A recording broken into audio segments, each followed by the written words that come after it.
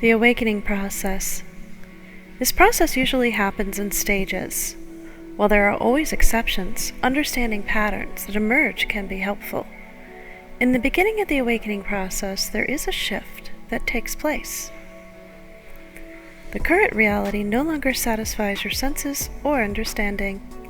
You begin questioning things. You begin looking for more. You may have a past of some spiritual experiences, religious beliefs, or even a denial of these things. This will also have an effect on the process. Suddenly, you may start to see the world differently. This can begin an isolation process from others. After all, if you do not think the same, then you may find yourself living outside of your normal relationships. This can trickle down into your work and even your interests. The world will seem to withdraw, but you are actually withdrawing from an old paradigm.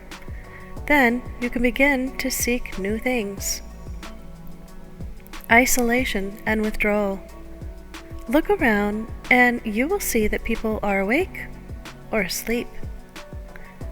Those that are still living in the current reality and no longer seem to be as real to us, it still holds their attention. Many of us in our early awakening process tried to bring others along. Look at this, see? This is not true. And some of us faced a great deal of resistance.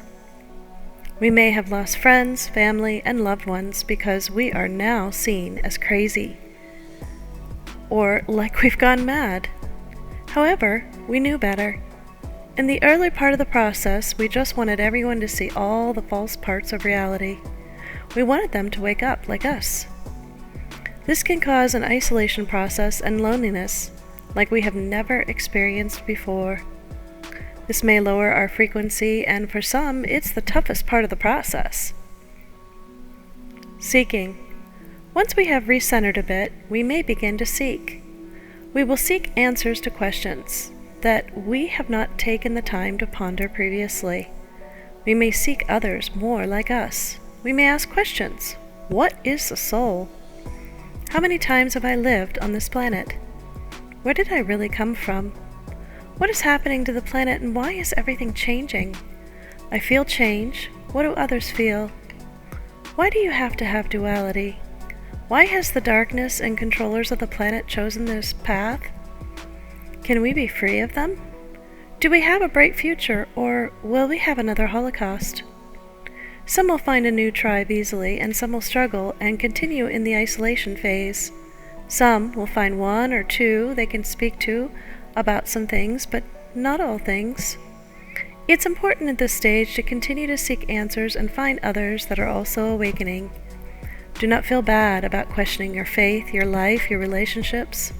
Some couples have broken up, some children have left their parents' world, and some have had to make new friends. Some now even avoid those they used to know. These changes can be difficult, and introspection is bound to take place. Once you have awakened to a new reality, you will begin to look to see how you fit in this new reality. You will internalize and process the pain of the old paradigm and how now you see things differently. While you seek answers, you will begin a process of introspection and integration.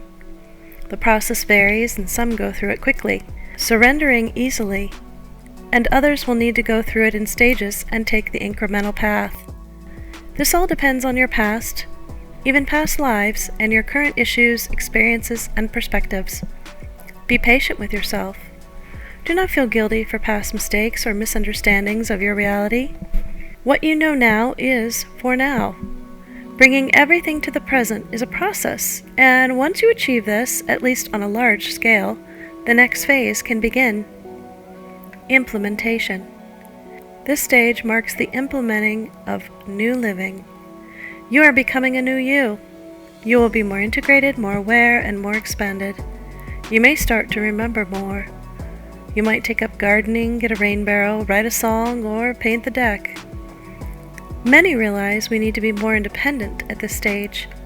Some even buy a farm or live off the grid. This constructive action helps to put you on a new path internally as well. When you stop needing others, you become more independent. Some believe this is essential for our survival. Some may find a new job, work on projects that they've never dreamed they would do. You may have totally new interests, and this is all the normal process of the stage. However, be careful. Some fall trapped to self-righteousness. I am sure you have seen some say, "You had a bad day yesterday," or "Something bad happened. Well, why did you draw that to yourself?" On one level, we know that a frequency match may bring negative things in front of us, but understanding that this is a rigged matrix. Just because you fall prey to something doesn't mean you quote-unquote deserve it. But things align that allowed it to be expressed or to happen. So do not be too harsh on others, as this only lowers your consciousness too. Do not judge others that are not being integrated the way that you are. Simply find those you resonate with and leave the others behind. Judging others does not usually help them grow. Judgment comes from the old paradigm. It is what gets us stuck in the matrix. This is part of the guilt and judgment that we must transcend. Expansion.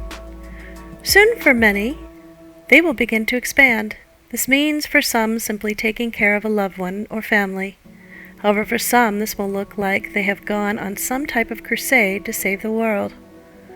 We all have our place, and you will find yours. Some will decide to become motivational speakers, some will be on a crusade to change the darkness to light, and some will want to change a system or create something new. Everyone has their place.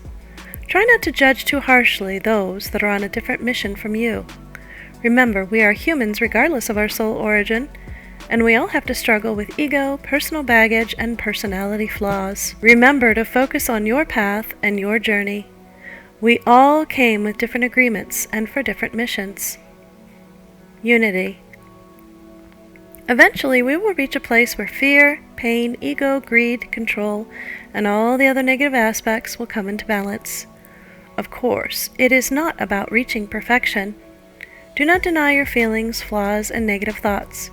Embrace them so you can integrate them. At this stage, you are ready to see many perspectives and accept more than one truth. You have reconciled your shadows and integrated. You are not haughty or self-righteous. Don't be too hard on yourself for cycling back through one of these stages, as that can very well happen. Do not be too harsh on others for doing so either.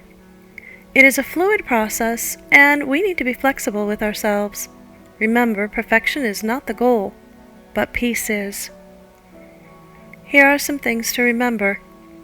We all come from one source. Each one of us is a fractal of God's source. This means that ultimately we are all one. Remember this when someone wrongs you or you have to face someone who is asleep. Perfection is not the goal. We will be learning and growing in many lifetimes in the future. Peace and love are much better goals. Do not get caught up in the trap of judgment and self-righteousness. This is diversion in the awakening process. Letting go of others and baggage in your life is difficult for many. Be kind to yourself and others. If we are to see a positive future, focus on positive things. It's okay if negative things are presented in your life. Embrace them, integrate them, and move on. Don't be afraid to share your ideas and efforts. It is no longer about ego, money, control, or power. It's about pulling us together as one voice. The time is now for that. We are the helpers at this time. By contributing, you are creating.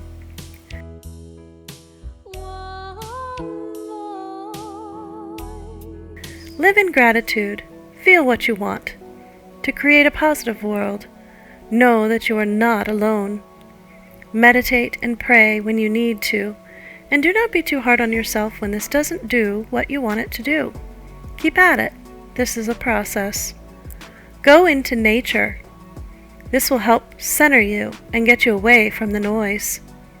Do not focus on the fear of the future. Live in the now.